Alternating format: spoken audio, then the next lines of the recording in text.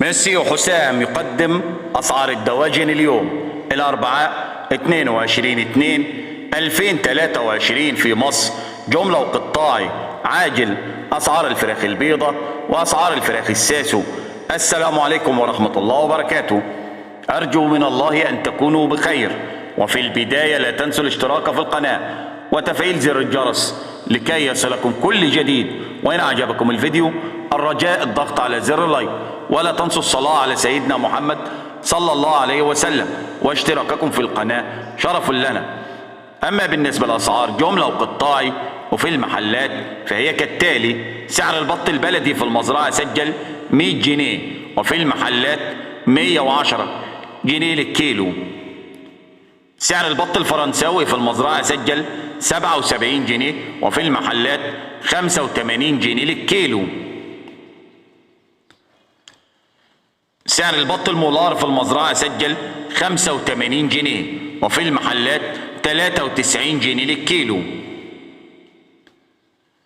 سعر البط المسكوفي في المزرعة سجل 100 جنيه، وفي المحلات 100 جنيه و10 للكيلو.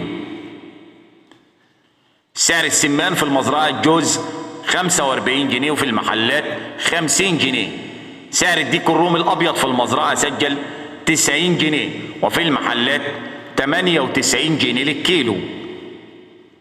سعر الديك الرومي البلد الأسمر في المزرعة سجل 100 جنيه، وفي المحلات 110 جنيه للكيلو. الفراخ البيضة سجلت في المزرعة 81 جنيه، وسعر التنفيذ 80، وفي المحلات 90 جنيه للكيلو.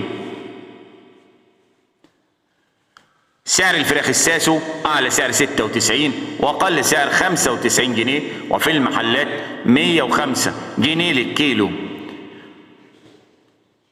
سعر الأرنب اليوم في المزرعة سجل 80 جنيه، وفي المحلات 85 جنيه للكيلو. ولا تنسوا الصلاة على سيدنا محمد صلى الله عليه وسلم، واشتراككم في القناة شرف لنا. سعر الفراخ البلدي الحر في المزرعة سجل 100 جنيه، وفي المحلات 100 جنيه و10 كيلو.